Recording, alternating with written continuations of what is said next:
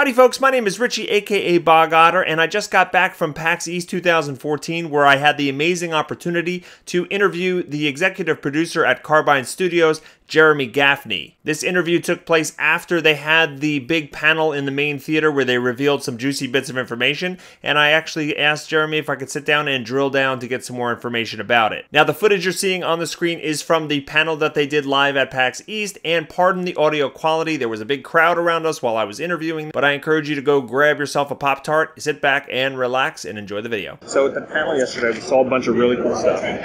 We talked about the Artifacts and Imbuements, and we got a new thing trending on Twitter with that pink dough. Everyone picked that up and ran with it on the internet. That's awesome. So can you just go over we learned about some pretty crazy things that Imbuements players will have to do to unlock some of those features. So yeah, and so the here's the concept is making sure the game goes up to 11, and so hey, if you don't want to go up to oranges, that's cool, but if you want to stop there, we go to pink. That's our next level. But some of that item imbuements actually they pop up throughout the game in different places, especially on particularly powerful items.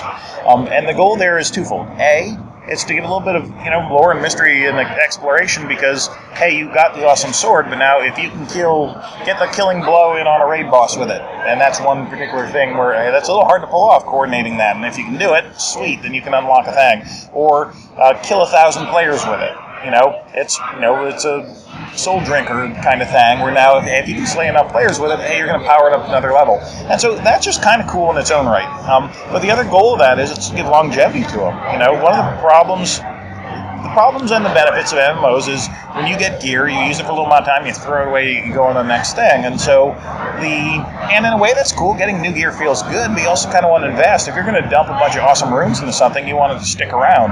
And so this is a way that we can both have content which is usable for a while. You can have multiple things in your arsenal too. Hey, I have one sword that's better now, but if I'm going to use this other sword for enough of its to power it up, it's going to be better down the road. That is now an interesting strategic choice I have to make about, okay, we can handle this boss if I use my slightly lower DPS sword because I want that, because someday it'll be my highest DPS sword. That's an interesting choice.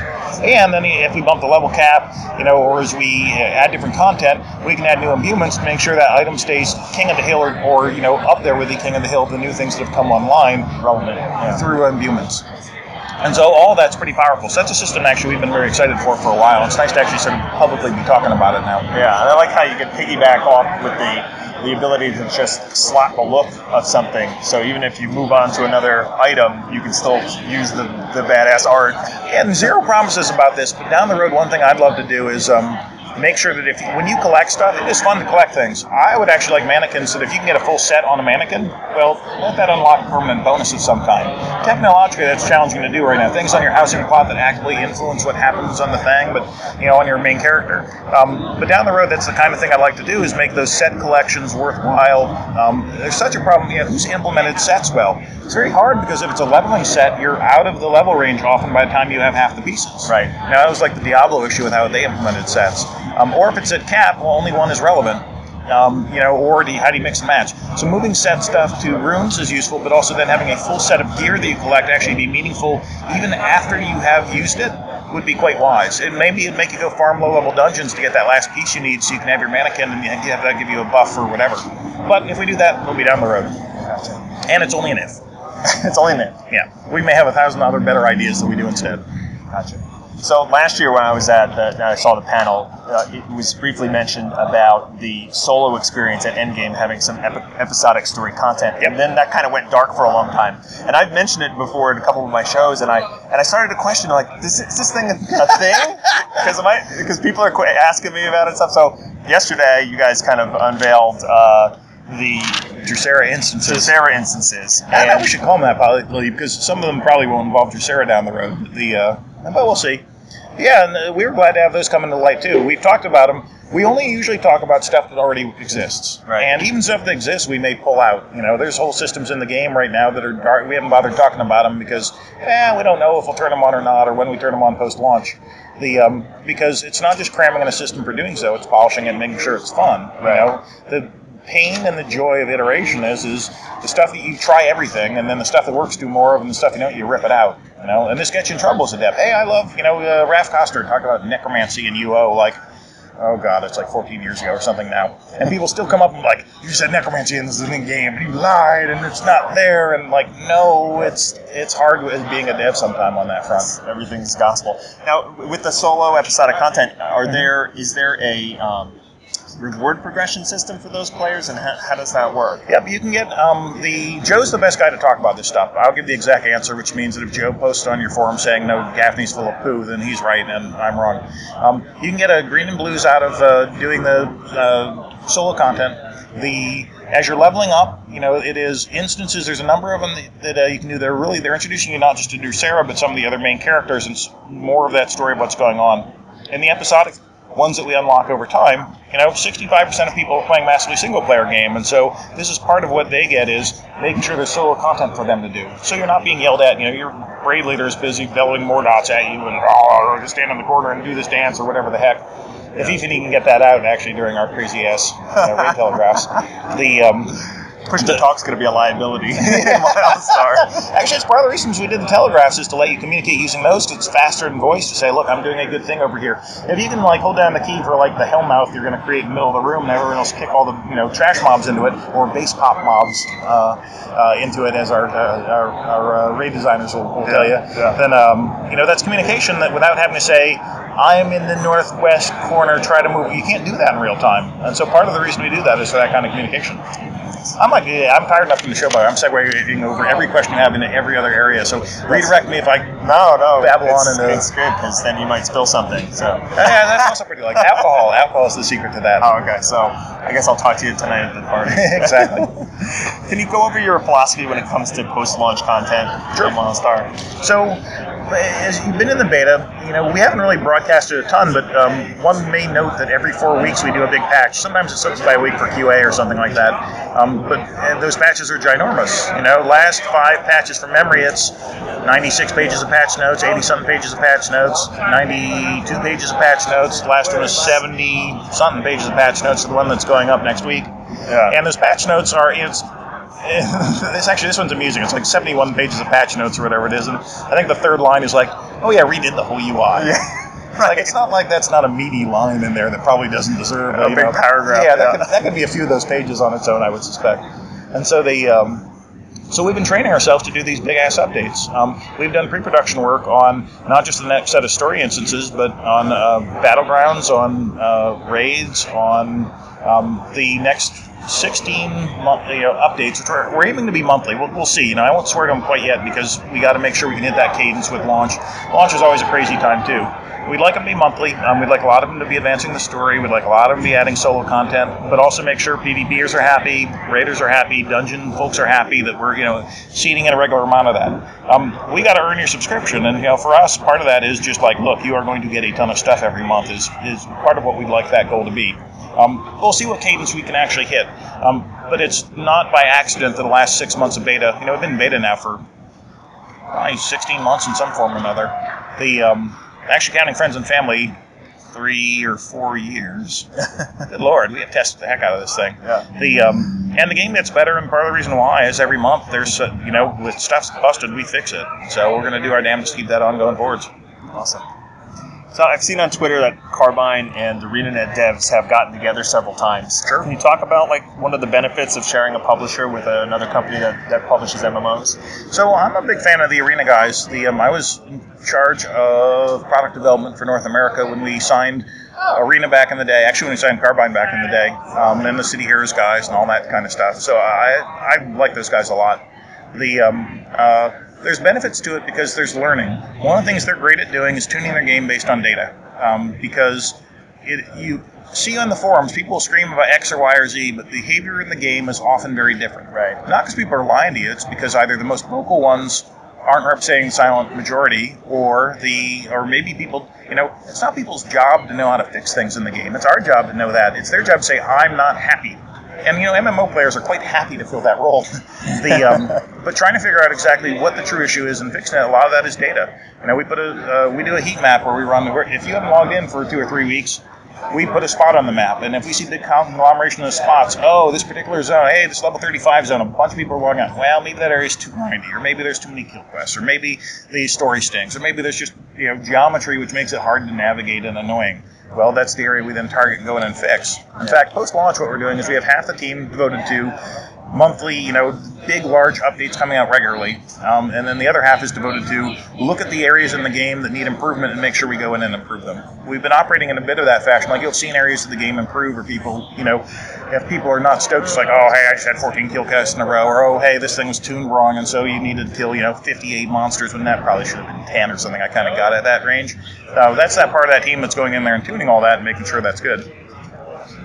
One of the things that I run into while streaming and stuff is sometimes you get bombarded while you're just playing and leveling. Yep. And like there was one thing I can particularly remember where I'm in the middle of a holdout type mission, and 2 challenges spawned in the middle of that, and all 3 things were time sensitive.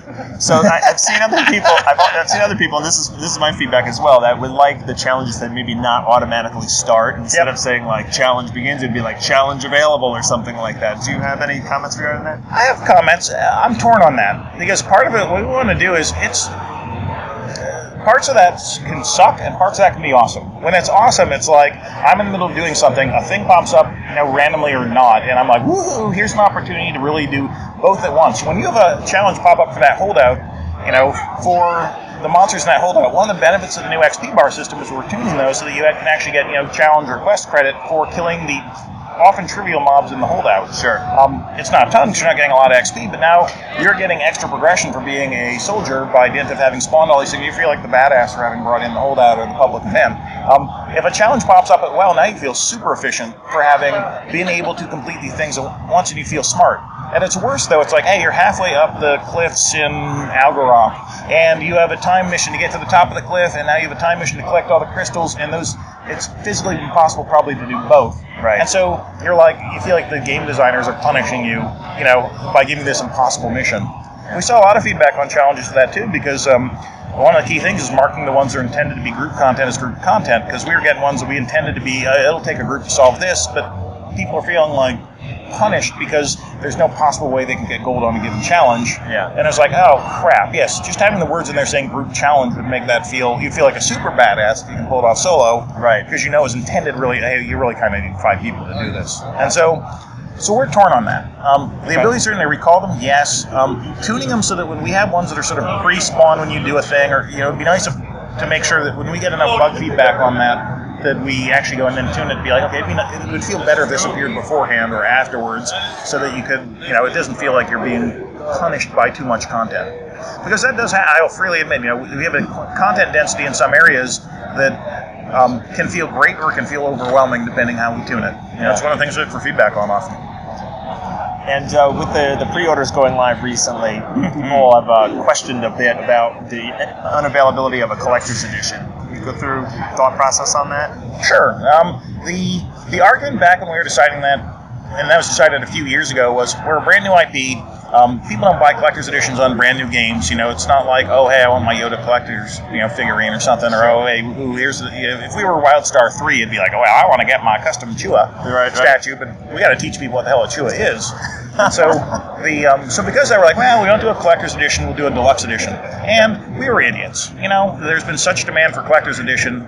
Digital deluxe version has outsold the standard version by a huge amount because people are, pretty rapaciously, in fandom. They enjoy the game. They got sucked in by the beta or by the videos or by whatever, and they want it. So, yeah, we're idiots. I'll admit that. Hey, we should have done a collector's edition. Perhaps down the road we'll do something. We are looking to make sure too that if you don't buy digital deluxe, you want to upgrade later, you can do so without us, feeling like we're super gouging you, so that you can get some of those benefits of it. We don't want to fool you in anything. We want you to like the game and want to do stuff in it, not trick you into like, oh, woohoo, we got an extra $15 out of you, and if you quit in a month, we'd feel like jerks. Gotcha. And I know I'm going all over the place, different subjects, but correct me if I'm wrong, but at some point, was there kind of like a tutorial or some quests that happened when you first went into your housing plot to clear off the land? Yeah, I just saw a thread on this the other day about people going, man, I miss those quests. Let me tell you the whole progression of it, because I was part of that. So originally, you just got your house, you sort of got dropped in there, and was like, you know, that's not adventure-y enough. Protostar doesn't feel like adventuring. Another kind of used car salesman in our galaxies, and it wouldn't be cooler if you like earned your plot and you like blew up all the trees on it and you cleared off all the monsters. And oh, then it turns out Protostar, like when they swept the land up out of the ground, they pulled a pet cemetery with it, and so now all these ghostly monsters are attacking. You got to clear them all off and kill the bad evil boss, and then you earn your house. And we're like, that's an awesome idea, and so we did it. And then at the time, housing was at level 6, and you'd just gotten through, like in the case of Exile, you'd just gotten through Northern Wilds, finally got out big open world, you're ready to explore everything. We hand you your house, and now like your house felt like it was more of the same doing this quest. Like I just got through killing all this stuff and doing all these holdouts. Now it's like you're giving me more. No, I want to go do frickin' housing. I'm like, okay, we were idiots. Let's pull that back out because it really did feel like more same. We were seeing more people quitting at the beginning of housing than any other place at that time. Okay, that's probably, I don't know, 9 months ago or something like that. So since then we actually moved housing to 12. You get it in the capital cities, and it's possible those quests might feel good again there in a way they did not when like I just got through the Northern Wilds, I barely survived, and it's the combat. I want to do some non-combat. It's possible they might feel much better in the progression at that point. The content designers that said, go put them back in might kill me, though, because I was the one who recommended putting them in, and then I was also the one who recommended pulling them out. So people can blame me for that one. I'll freely admit I do not get everything perfect right the first time. But that's a case where actually I think both of those is right. I think it felt good having the quest, but also it did feel onerous at the time from where they were in the progression. Interesting. All right, I think the last question is, coming the end of this year, what do you want people saying about WildStar? God, hopefully they're saying nothing because they are, busy. They're so focused on playing that they're yelling more dots at each other, and the game actually beating on stuff. What we're trying to do, you can love us or you can hate us, but the things that we want to make completely incontrovertible is that there's not been a deeper game that's launched. There's not a game with more content, I think, that's launched. And I would say probably including Vanilla WoW, because Vanilla WoW didn't have Molten Core, didn't have Battlegrounds, didn't have Arenas, didn't have all that stuff. Right. You can love us or hate us, but there's a hell of a lot of it to love or hate. It's certainly got its own personality, and it's certainly its own game. And so I'm more than happy with people having their own opinions on it. But those are the points I want to make sure that should be pretty tough to argue with. Well, I appreciate you taking the time to talk to me. Hey, my pleasure. Thanks a lot. Well, that's going to wrap things up. A big thank you to Jeremy Gaffney for sitting down and spending the time to talk to me, and I hope you enjoyed this video. If you did, hit that like button, that favorite button, and make a comment. Those things really help me out, and subscribe to the channel so you can be notified when future videos are released. Hope everybody has a fantastic day, and I'll see you next time. Take care.